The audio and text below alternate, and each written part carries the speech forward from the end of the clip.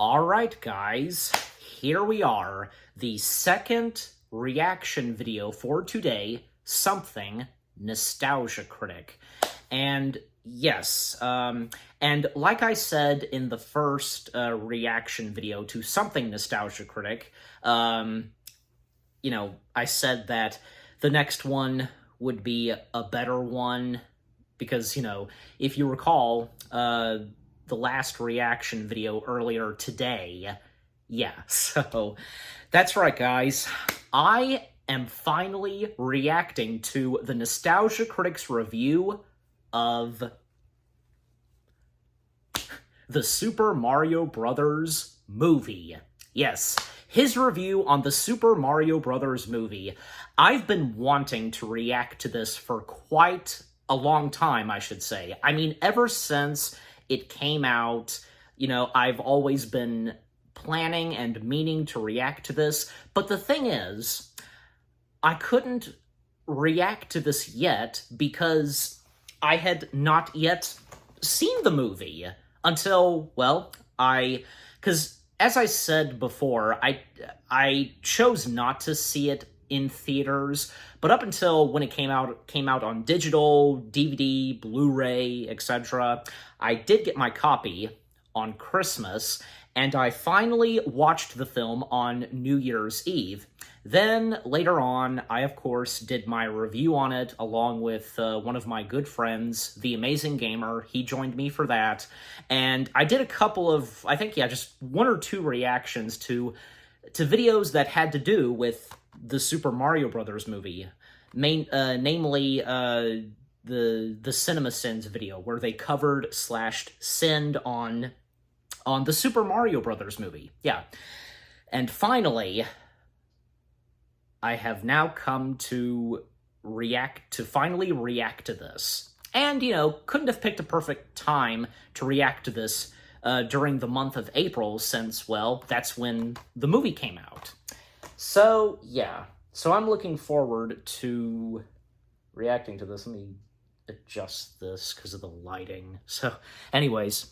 So, it's going to be interesting to see what Doug, aka the Nostalgia Critic, has to say on the Super Mario Brothers movie. Hopefully, he'll have some positive things to say. I'm sure there will be some things. I mean, the thing is, when the film came out, it was very mixedly received, I tell you. And if you know about that and so on, there are those that did not enjoy it, but there are a lot of people, like me, that did enjoy this. And this movie did not disappoint the Mario / Nintendo fans. And of course, me being one of them. And I know because my friend, The Amazing Gamer, he enjoyed it. And, because he joined me reviewing it, and his review on it, him and a friend of his doing their review on it, a 2-hour review. And I know I talked about that before, but I'm just saying, and to bring it up again, just his review, along with a friend of his, being 2 hours long, well, hey, it all depends on how much you talk about a movie or, even a TV show. You get my point. But enough said, let's go ahead and get this Nostalgia Critic video started. And finally, to see what he has to say, and, for me to finally watch it. So, without further ado, let's begin. And also, I have a drink with me, so, anyways, so, because I usually have a snack with me or such, and sometimes I would just have liquid, so, anyways, so here we go, the Nostalgia Critic's review of the Super Mario Brothers movie, starting in 3, 2, 1, begin. This episode brought to you by Factor, America's #1 ready-to-eat meal kit. The volume's good. Why are Hollywood movies not making money? Is it possible people just don't like going to the theaters anymore? Is there any hope for cinema? Will anybody go to theaters when you can just stream at home? Big budget movies are failing because there's no good films anymore. The problem is, Hollywood doesn't want to make good movies, so why would people want to leave their homes to see them? Well, of course those two movies bombed. They're cartoons. Mamma mia! Yeah, about that. And what did Guillermo del Toro had to say on the industry of animation, you know? Okay, that was a short intro, so here we go. Hello, I'm the Nostalgia Critic guy, remember? So you don't have to. With the curse of video game movies being played for so long, one does have to ask the question, was this really so hard? What about Sonic? I mean, well, that surprisingly turned out good. The Super Mario Brothers movie more than replaced its predecessor that came out 30 years earlier, and is the latest hit that's asking the question, you know, if you make it like what people enjoyed originally, does a sequel or adaptation have to suck? Though many were concerned with the bizarre casting choices and often juvenile studio making it, the fact is Super Mario Brothers is a movie that really only Illumination could make. Most of the other studios would try too hard to make it a self-sufficient, multi-layered, important movie, and that's not really what most people wanted. We wanted Mario Brothers, bright, silly, simple. It's not a movie that tried too hard, it's a movie that tried hard enough. Nobody really wants a complex plot when it comes to these characters in this world, but they want something that still represents what we like about these characters in this world. And you can feel the love for all of that in this flick.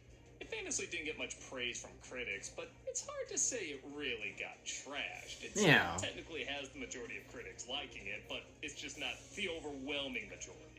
It's not that surprising. I mean, if you're an adult who didn't grow up with Mario, the audience enjoyed it more. This very clear Nintendo commercial is gonna be. But there's been other clear commercials out there we've gotten into and found a lot of charm in. With that said, is it perfect? That's a Take On Me song reference of no. It still has problems like most Illumination films do, but I think fans agree when they think of what a Super Mario Brothers movie would be like. This is about as close as it gets. So what are the strengths, weaknesses, and earworms we're still trying to decide if we're sick of or not? But let's take a closer look. Yep. This is Never Going Back, the Super Mario Brothers movie. For you.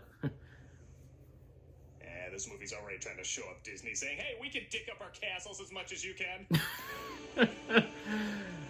Nah.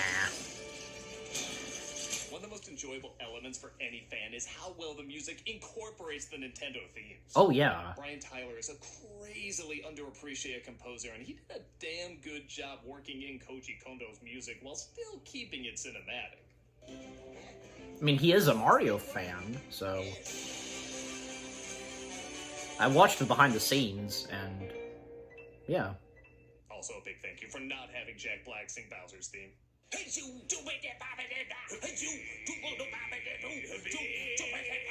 If they wanted to, but, you know, they didn't. Open the gates! On that note, as Open the gates. said, Jack Black is probably the best casting choice in the movie. Yeah. Do you yield? And he did do a He voice. steals a star from this kingdom of penguins and has both the threatening bass yet comedic bounciness a villain like this needs. I finally found it. And now no one can stop me! Nobody except a callback to an 80s show with Bad King that technically should have keyed Luigi out too. Kind of missed opportunity. We're the Mario Brothers, and plumbing's a game. We're not Well, it's a nice nod to the song, you know. No, it's no Dick Ray. The kind of cleverly show at a Charles Martinet Mario voice would have worked for the entire movie while also giving a loving nod. What about the accent? Is it too much? Too much? It's perfect. Wahoo! Mario this time is Charles. voiced by Chris Pratt, which, like I said, had a lot of controversy behind it. He's fine. Yeah. Before Mario 64, I always saw Mario as having more of a deep, raspy Brooklyn voice, kind of like what Bob Hoskins of the cartoon had. The only thing miraculous I know is the And it, you know what, it does work, actually. Pratt isn't distracting as the voice, he's just serviceable. It's not the voice I think of when I see the character, but I'm also not thinking of him in the recording studio saying these lines either. It's an okay in between. I am so glad we spent our life savings on this commercial. That is not a commercial. That is cinema. Not true. Critics also reviewed that commercial and disliked it just as much. My mom called and she said... And Charlie Day was not bad as Luigi. Charlie Day plays his brother, Luigi. He's fine. Okay. I actually thought he would be the best thing in this movie, as I'm a big fan of his stuff, but like Pratt, he doesn't really add much, but he doesn't take away much either. Which is good, as your eye's gonna constantly be darting for all the Nintendo Easter eggs in this. Yeah, they are it seems So? like every franchise movie is doing this, but let's just say it. There's a right way and a wrong way to do it. There's references that feel distracting and desperate. Like, it's a cheap way to show they understand the property when really all they're doing is acknowledging What's they that know from? it exists. And that... But something Oh, like the yeah, and that's DuckTales from reboot of Uncharted. Spider-Verse films, and yes, this, shows there's a cleverness, excitement, and even love for building this world. It's cool knowing Mayor Pauline is in this universe. Apparently Little Mac opened a restaurant. Jumpman is this world's version of Mario, which was another name for him. They're both Little in-jokes Mac. and world-building tools that make me Ah, learn the more dog. about this environment rather than distract from it. Even the side-scrolling shtick I thought was a little lame the first time I saw it, but I kind of like the comparison that running through a battlefield is pretty similar to just getting through New York. The more I let it sit, the more it kind of grew on me. Hello, Super Mario Brothers. It's Uncle Frank! He says he can play your part if you ever get canceled for some dumb reason. Yeah, just because Brad is passable doesn't mean I can't fantasize about better choices. They're called in to fix a leak at a fancy residence, but the secret life of Cujo causes trouble. If it because was they Danny destroyed his DeVito... I'm sure Danny DeVito would have been pretty good as Mario, but Chris Pratt... So this is another example of the movie working just well enough. If this was only them fixing this leak and water going everywhere, it wouldn't be funny. But the addition of this incredibly expressive dog obsessing over their demise adds the right amount to make it pretty humorous. It's not hilarious, but it is funny. It works. Yeah. Found the problem. The job obviously doesn't The dog go well. started We it. see them go home to their family. It's true. What were you Heyo. thinking with that commercial? They give an Oscar for worst actors? What'd I do? And let me get this straight. Mario is seen as an Italian stereotype, but nobody had a problem with animated Moonstruck here? Quit your day job. Oops, he already did. No, it's better than the original script. Literally, it was just an entire page of everybody going, "Hey!" Charles Martinet also voices Mario's father, which is, again, not only a nice in-joke, but allows people who think he only does Mario's voice to see he can play different roles. You don't leave a steady job for some He can. crazy dream. He can do other voices. You're bringing your brother down with you. Nah, he's just upset because he never became the golf star he always wanted to be. Seriously, you have to stand far back to even notice that one. Okay, guys, time in. Yeah, this would rarely happen. I mean, well, because aside from when the sponsors that Doug does, because I would skip those, and, I would, of course, talk. But, you get my point. Well, and also because there was a little interruption, but nothing major and such. But I would like to point this out because of what Doug, aka the Nostalgia Critic, brought up about Easter eggs and such, and how, they could work and not work sometimes. Yeah, that's understandable. And some of that stuff he pointed out, like from Chewie finally getting a medal, the line in Tim Burton's Planet of the Apes, damn them all to hell. Like, I don't know, because that seems... I think that in The Rise of Skywalker and what was in Tim Burton's Planet of the Apes, they seem acceptable. And the two others, yeah, because when I saw Nolan, what's-his-face from Uncharted, I was like, oh, okay, yeah, Uncharted. But what was the other one? What was the third picture he showed? Was that like a Twinkie bar or something? I don't know. I'll have to go back and look. And you guys can let me know on that, what that still shot is from. But yeah, for me personally, because I enjoy whenever they throw out, when a movie throws out Easter eggs. In this case, the Super Mario Brothers movie, there's a lot of Easter eggs and references hidden throughout the film. Stuff from, say, Mario, other Nintendo products like Punch-Out, Duck Hunt, Star Fox. Wasn't anything Zelda in the film too? I don't know. I mean, clearly he would have pointed it out, but I think now that I've seen them, and because Doug pointed them out, because I really didn't see a lot of the Easter eggs that were in the Super Mario Brothers movie until, reacting to this, Doug mentioned them and showed them. I think, with the Easter eggs that are in the Super Mario Brothers movie, seem pretty good. Again, I understand, sometimes they can work, sometimes they can't. Like, just, do Easter eggs the best you can in the good way, right way, etc., And like I said, because Easter eggs in other movies, like, I tell you, Pixar is like, I guess, like, they're the king of doing Easter eggs in their films. Like, they just, it never fails. Every film they do, Pixar, they always throw in Easter eggs from some of their past films. Like most notably A113, the Pizza Planet truck, the Luxo ball, and they'll also throw out hidden Mickeys in there too. And that's another thing, because, Disney themselves, they've done some Easter eggs. Like, again, hidden Mickeys, and some of the best known Easter eggs in their films, like Scar in Hercules, a couple of Easter eggs that were in The Hunchback of Notre Dame, where when Quasimodo is singing, you see Belle, you see Pumbaa, Aladdin's magic carpet, other ones that I'm trying to remember and think of. Well, and I'm sure you guys would know too, a lot of other Easter eggs in Disney films. But anyways, so overall, Easter eggs, I agree, they should be done in the right/good way, okay? And that's all that matters. But for me, I think for what's in the Super Mario Brothers movie, not bad, not bad. All right, anyways, back to it. Okay. Hey, don't you think it's a little weird you're playing, Nah, you want real confusing? Sonic is playing TurboGrafx 16 next door. Wait, what? But it looks like there's some bad news on the news. A water main burst underground today, flooding downtown Brooklyn. Scapelli.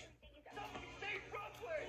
Luigi, this is our chance. Okay, so this is a crazy nitpick, but Mario's human hands without his gloves kind of looks like ugly Sonic's human teeth. I didn't know I'd be horrified by that until I saw it.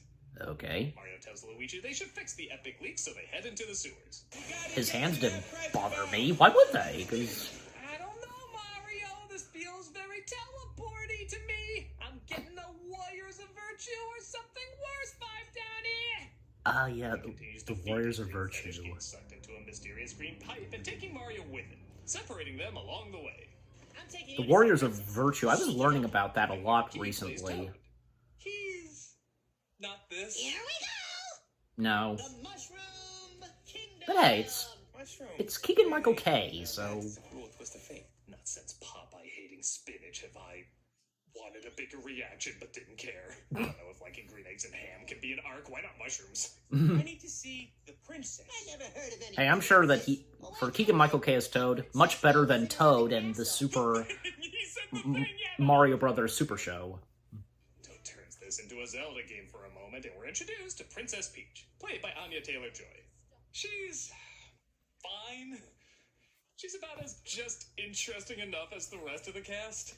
I'm going It's your to opinion, convince the Doug, Great so- Kong Army to help us. I will admit, I was a touch concerned the plot I'm not was about complaining. saving Luigi instead of her, as, yes, it is a pain she always has to be rescued, but then again, that is the trope, save the princess. It's like one of the oldest tropes there is. But first off, there are several versions of Mario that play with that trope. Mm-hmm. My favorite being in the old Nintendo Power comics where she's kidnapped, breaks herself out while Mario breaks himself in. He gets kidnapped, she has to save him, and then they both get kidnapped and they have to figure out a way to save each other. That's a fun spin on the idea, and I like how if you really think about it, she's basically training him how to rescue her later. Okay, that's nothing brilliant, but it's creative enough. Second, Mario and Luigi grew up with each other. They already have a connection. There's already an incentive for Mario to save him. Of course. It's clear they want a romantic relationship between Mario and Peach, and you can't build that if they don't spend time together. Plus, with Luigi's newer personality being a scaredy cat, I think this works okay. Their Mad King doesn't make alliances. It's great. It's nice to see that they made Peach Anyone who doesn't really laugh at how tough, seriously that line is delivered does not get why this film is supposed to be funny. Mario tells Peach about his missing brother, and because she hasn't seen a human in years, she takes pity on him and invites him to help out. How am I supposed to do that? With the power-ups. They give and us special the abilities. I Need a I Hero love they don't song even try being to played. explain the logic of power-ups or the lore or the backstory or stick Mario in a car for an hour. Everyone knows it's a video game movie. Just be a video game movie. With that said, 2023, stop trying to ruin I Need a Hero for me. Shrek 2 nailed that. Nobody's gonna top Shrek 2. They own it. Stop trying to top Shrek 2. Like I said! Well, enough, and they decide to journey to the Kongs to see if they'll join their battle against Bowser. You know, why do the rulers in this world put their faces on everything? You know this is a Mario movie, right? I'm Nintendo's Mickey Mouse. I'm the cash cow. I will protect you. A toad brave enough to join me. Wow, how has this world not gotten taken over yet? For that matter, I just realized his name is Toad, and yet they're all called Toads? Just don't hurt my toads. Is that like when you meet a guy named Guy? You know it's stupid to think about, but it's all you can think about. Well, and hey, guy from Galaxy Quest. Summer is here, So- and everybody's getting into the latest dance crazes. Look at this boy here. He's doing the 22 skidoo Halloween. Where's this going? Scooby-Doo-be-doo-be-doo. Of course, these dance crazes Scooby-Dooby-Dooby-Doo. have nothing on the hottest dance of the year factor. Because you might be looking for wholesome, Okay. convenient meals to support some. Okay, let's go ahead and skip this. So, and Pixel Baby. Okay. So before I continue, was there something I wanted to say as of how far we're up? Because we're now up to 14 minutes and 42 seconds. Well, let me see. Yeah, because about the I Need a Hero song being used in movies, like I said, Shrek 2 did that better, and coincidentally, because, well, Doug Walker bringing it up, and this is a callback to when me and the Amazing Gamer, we did our review of the Super Mario Brothers movie, and because, you know, I mentioned Shrek 2, and coincidentally, because he did, the Amazing Gamer, you know, mentioned Shrek 2 when he and a friend of his did a review on the film, and, yeah, because it's true. As of today, you can't help but think, like, when you think and listen to the song, I Need a Hero, you can't help but think of Shrek 2, because how Shrek 2 used that song, nailed it. Freaking nailed it. I tell you, because of that sequence, and yeah, so what more do I have to say? Anyways, and like I said, it's nice to see that for Peach in this movie, the movie doesn't have Peach be the damsel, you know, and Mario saving her, because throughout most of this film, you know, she's tough, and she's not being captured or anything like that. I mean, you know, because later on, because she surrenders herself to Bowser, and, you know, she has no choice but to marry him, but until she has a trick up her sleeves. Yeah, so, because what she does next, and using, like, what was it, like, you know, the freezing powers? Yeah, that. So again, it's nice to see that they made her, you know, one tough cookie, so, but yeah, and also because, like, Luigi, yeah, because him being a scaredy cat, well, and how he is in his own game, Luigi's Mansion, and it's nice because, yeah, a little snippet of, like, say, what's in Luigi's Mansion in this, because, you know, Luigi in a scary location and coming face to face with an abandoned creepy castle and with those dry bone Koopas, you know. But anyways, and is there anything else? Oh yeah, like the whole what Doug said about, you know, Toad being called Toad and all the others being called Toads. Well, for me, like, does it really matter? It's just how it's done in the world of Mario, okay? It's one of those things. I should know. So it's not the only... Mario's not the only one that's done that kind of thing. And that was funny, because, you know, what Doug said, you know, a guy being named Guy.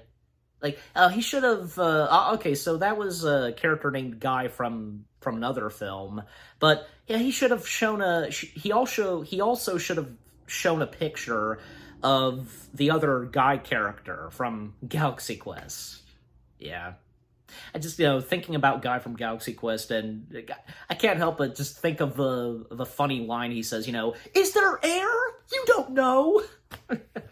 That's so funny. And when he screams. But anyways, alright, so let's get back to it. Alright. We see Luigi as Bowser's prisoner just as he's announcing his evil plan. I will ask their princess to marry me in a fairy tale wedding! I don't know why any of us never put together he was gonna be a simp for Peach in this. I mean, it's in like every version. But something about seeing it as the focus of a movie just makes it so much funnier. Doesn't she hate you? Of course she hates me. But that makes me love her all the more. Maybe because there's a threatening voice to go with it, maybe because he's surrounded by threatening imagery, maybe because we don't really know his motivation until the start of the second act, but it's surprisingly pretty funny. Her heart-shaped Yeah. bangs, the way Did a she good job on floats and that. breathes, her immovable tiara. And yeah, where are we with the song now? Peaches, peaches, Here we go. peaches, peaches, What do you have to say, Doug? peaches, peaches, peaches, peaches. Well, according to the overplayed song list, we're past the legit goodness of Blame Canada, having quite hit the apocalyptic annoyance of Macarena, just a little under the flip-flopping between love and hate of Let It Go, just under the I'm annoyed, but I think I like it ironically Rebecca Black's Friday, and we finally reached the just good enough to make us forget about that weird cameo in Mandalorian. Not for a song that's not even a minute long. Yeah, one of the biggest complaints from a lot of people, which I guess is a good problem to have, is the film could have been a little longer. Every scene I feel like could have benefited from just one more minute of screen time. Like we go into Peaches. Peaches, peaches, peaches, peaches. Okay, you're rising up on the list, man.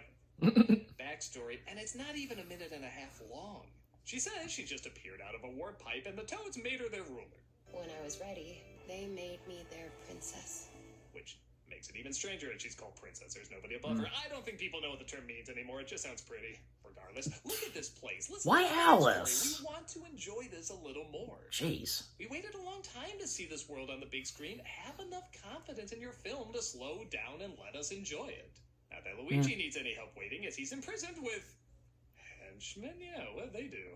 They walk back and forth in the wrong direction, or glitch accidentally giving infinite. I can think of And I know I can think of franchise good is reasons. working when I want to know more where a character is from. I never saw this thing before, but man, do I want to play Super Mario Galaxy because of him. The only hope is the sweet relief of death. Also, about this I love movie, this kid. What kind of things does this he say movie in the not game? being long. Animated films are not gonna be long. Okay, I'll just imagine I'm Majora's Mask backstory or something. Our heroes make it to the Kongs and need a reminder this is an Illumination movie. Oh yeah, because You know, for the random songs. cast we've had in this movie, I'm surprised the halfway point is when we got our first pointless pop song. I need a hero at least has some connection. This is just a guy wearing a sports coat. Hey look, Mario's wearing red. Like that red guy from Eyes Wide Shut. So, oh god. I don't know. It'll make us $1 bazillion anyway. They're taken to their leader, Cranky Kong, played by Fred Armisen. He's the worst thing in the movie. You're worthy of fighting along. Oh well, it's your opinion, Doug. I won't argue. Yeah, who would have thought out of all these weird choices, He didn't bother Fred me. Armisen would be the worst one. I have no idea what they're trying to do with this voice. I heard you want my army. Guess you're not I think getting it my works. army. You're welcome, Mario. Why couldn't they get someone like Larry David? He would have worked. Was there just not enough crypto offered or something? Are you two done whispering? It's a little rude. You know, That's not it. Larry David would have been good too, if they had gone with him. That face. My army so badly. Yeah, I know. Since I want He's awful.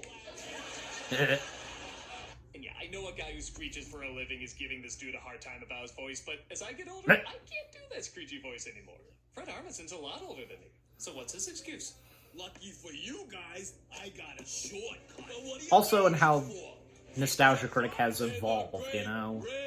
Has gone through changes. God, it's like Jar Jar Binks getting choked down by singing Russell Crowe. Effort went into his suffering. Goddamn effort!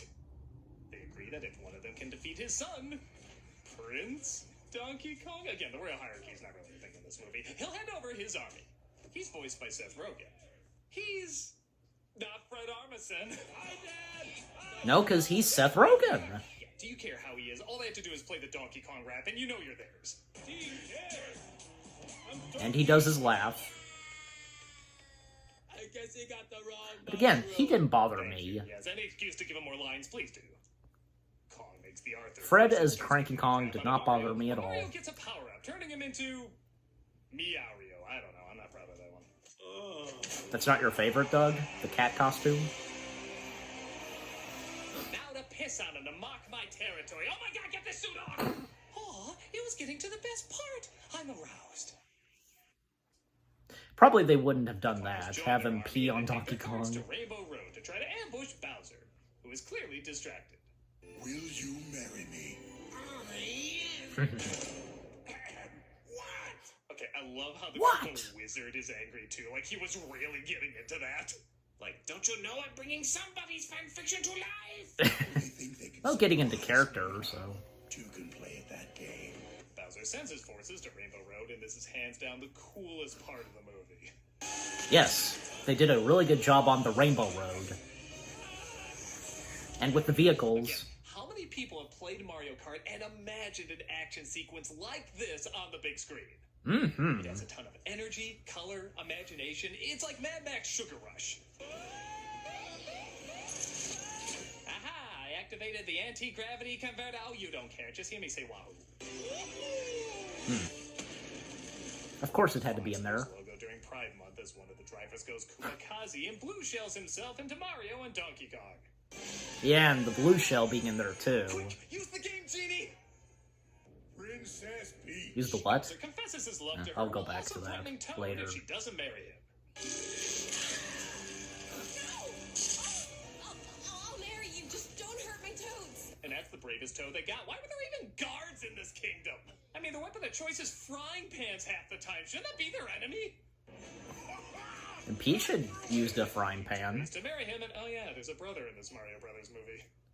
Well, goodbye. We have to deal with Mario and Donkey Kong not getting along, but bonding over their disapproving fathers. At least you're not gonna die with your dad Yep. thinking you're a joke. And well, my dad thinks I'm a joke too. Yeah, this is the one time I don't really mind the movie being that short. Really. Do you want It to didn't hear bother these me. guys talking about their dads, or do you want them to give you a Smash Brothers opening?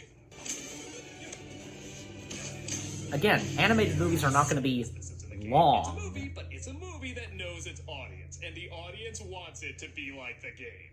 Nobody's expecting Yeah. father issues. It's the fun of the games in the form of a movie. We need a platform just to get us from point A to point B. Moments like this are those moving platforms just to get you to what you really want to focus on, the colorful action. And when it gets to that, it does it well. I'll save you, Prince. Oh, Luigi, that's right. I forgot you were in this. Destroy the Mushroom Kingdom! They have a big battle that probably has one too many slow-mo shots. Like 2000 Zack Snyder called. He asked if this guy can be trusted. And everybody gets warped back to New York. Admittedly, this is a little bit of a weird spot to have the climax, and honestly, I kind of forgot how similar some of these beats were to the 93 version. But again, Well- it is a movie, and they want to give these two a way of proving themselves to their family, so it only makes sense to have an environment where their family can watch. That is true. And I think it worked. Need a mansion to be brave? What? You want a mansion? No, yeah, actually, can I get that? You could. Get the star and use their newfound power to defeat Bowser. Funny, I thought taking the shrooms would cause me to see glow like that. They take out the henchman and Bowser is shrunk down after being fed the blue mushroom. Let's hear it for the Super Mario! Now he likes them, like... He said the thing again. Do they really need to keep justifying this title? So after they finally win the respect of their Brooklyn family and all of the city of New York, they, of course, move to the Mushroom Kingdom. Yeah, sure. And this song, But wait, there's Mr. more. Blue Sky. That was kind of ruined earlier because we already saw the Yoshis, but whatever. Well... Still less scary than a sequel to this being promised. And that was the Super Mario Brothers movie. Fun in all the ways we want a Mario movie to be fun, and serviceable in all the ways we don't mind it being serviceable. It's rare we get a video game movie that really allows us to embrace the world we enjoyed playing for so many years. And it's even more rare that it's told in such a likable manner. It's clear this isn't a particularly deep story with deep characters, but it brings to life that world we all used to go to as kids. The world you created when you played with your toys or drew colorful drawings or, yes, played a video game. The simplicity feeds into the imagination without being insulting to it. Now, I will admit, when they do a sequel, and it is when, it's not if, that's when the story and characters probably need to be upped a bit. This is a ton of fun for now, but we do want it to grow and evolve. Not a ton, but still a little bit. There'll no doubt be missteps along the way, just like there were with this movie, but as long as they represent the same excitement and joy the makers clearly had in making this film and translating that to audiences who have the same excitement and joy watching it, many of us will be down for finding the princess in another castle. I'm a nostalgia critic guy, remember it, so you don't have to. See you next time, Doug. I guess you got the wrong mushroom. This. Okay. This month for cameos for cheer. Okay, and the charity shout out as always, but I want to go back and what did he say? Peach agrees to marry him. Why were there even guards in this kingdom? I mean, the weapon of choice is frying pans half the time. Shouldn't that be their enemy? Okay, no, that was... And that's the bravest toe they got. Why were there even guards in this kingdom? I'll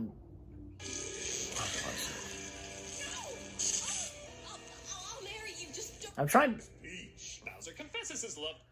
Shells himself into Mario and Donkey. Okay, I don't... Now I forget what it was. I was... Alright, I'll probably, because, you know what, because when I... This episode brought to you by... Yeah. While I'm working/editing on this, that's when I'll know and so on. Yeah, because what it was that I wanted to see what Doug said, because, you know, at one point you heard. So all right. Anyways, so yeah, that being the Nostalgia Critics review of the Super Mario Brothers movie. And first off, I should have known that throughout most of his review of the Super Mario Brothers movie, he would mention and show clips and still shots of the Mario Brothers film from 93. Yeah, because it was totally obvious. Yeah. But what he had to say on the film, of course, you know, that being the animated film, yeah, understandable. Like, first off, you know, this not being a long movie, and like I said, animated films are usually not longer films, okay? There are a few exceptions, like, well, I could think of, say, geez, Across the Spider-Verse, that was freaking 2 hours long, and so was Fantasia, the first Fantasia film, that was about 2 hours long. So there have been a few animated feature films that have gone up to 2 hours. And sometimes, like, for them being longer, I mean, not that long, but still, like, I think, like, say, some animated films that would go up to, say, 1 hour, 43, 46 minutes, if you get what I'm saying. Yeah, I think, yeah, that does count for them being close to longer animated films, you know. Anyways, and also, because what he had to say on Cranky Kong's voice, again, I had no problem with it. I'm pretty sure because, not just me, but I don't think my friend The Amazing Gamer had a problem with that either. And I don't know, did you guys not have a problem with Cranky Kong's voice? I mean, because again, I didn't. And that was pretty funny because with playing clips of Cranky Kong and just him, the voice driving Nostalgia Critic, you know, nuts, and mentioning Jar Jar Binks and Russell Crowe singing, and playing a clip of Niles Crane. That was funny. Yeah, because usually he would sometimes play clips from Frasier, because, yeah, obviously Doug, he loves Frasier, just like I do. So, and and what he had to say on the other voice cast members, from Chris Pratt, Charlie Day, Anya Taylor-Joy, saying that they were fine and so on. Well, it is his opinion, and I can understand that. But I mean, what he had to say on Jack Black as Bowser, he praised he praised Jack Black's voice performance, and of course, it was bound to be mentioned, him talking about the Peaches song, and that was funny, because from that, Let It Go, Hey Makarika, that song, and one or two others, that he finds annoying, and how it's just it's slightly getting up there. That was funny. And that was nice that he mentioned Jack Black's appearance in an episode of The Mandalorian. And not to mention, because that episode of The Mandalorian, in season 3, that came out the same day that this movie came out. So yeah, that was pretty cool. And hey, good for Jack Black. So, 2 things that he's in coming out the same day. One out in theaters and one on streaming. Yeah. And hey, I think Jack Black did pretty good in his appearance in the episode of The Mandalorian, because, you know what? I mean, he seemed to fit pretty well in the Star Wars universe. The same goes for someone else who appeared in that same episode, the one and only Christopher Lloyd, because it was great to see Christopher Lloyd finally in Star Wars, because it seems like, he would be one of those actors that would, work pretty well in the universe/world of Star Wars, and he for sure did. Not to mention, I had no idea that Christopher Lloyd's character would turn out to be a bad guy. Not to mention, he was loyal to the Separatists, and, Count Dooku and so on. And Jack Black, it's nice that him and What's-Her-Face, because they played good guys, and they were royalty rulers and such, and how they bonded with Grogu. That was nice. But yeah, jumping back to the Super Mario Brothers movie. Other things that he had to say, it's nice that he gave some positive things to say on the Rainbow Road sequence. Yeah, because that was a really cool sequence. Again, they did a really good job with that, doing Rainbow Road in this movie, how they incorporated that in the film. And a lot of other great things from, platforms and them, squashing and, kicking, Goombas and Koopas and the man eating plants. I could go on, because overall, what Doug, aka the Nostalgia Critic, had to say on the Super Mario Brothers movie, understandable, and, I should have seen it coming, where he would have some things to say, because, yeah, like I said, the film, it definitely got very mixed reviews. Yeah, most critics didn't seem to really enjoy it, but for the audience and, for the Nintendo/Mario fans, and including me, really enjoyed it. And like what Doug showed, the Rotten Tomatoes score of the film, critics and audiences. Yeah. But yeah, just overall, it was a pretty good review. What Doug, aka the Nostalgia Critic, had to say, not bad, and hey, I respect his opinions on what he had to say, and, it's understandable. It really is. I mean, he's not the only one on what he had to say on the film, and with some problems that it has and such. But, overall for me, the problems that are in the film didn't bother me. I had no problem with this movie. And, again, because I had done a review on it. Go check it out for those of you that have or have not seen it. So, anyways. So again, a not bad review on the Super Mario Brothers movie from Doug Walker, aka the Nostalgia Critic. And what about you guys? What did you think of the video itself? What the Nostalgia Critic had to say on the Super Mario Brothers movie? Are you kind of on the same level like what he had to say? Because with the good and stuff in the film, and with what I've had to say. And what did you think of my reaction? Leave comments and give this reaction video a like, as always. And so, with that being said, thank you very much for watching.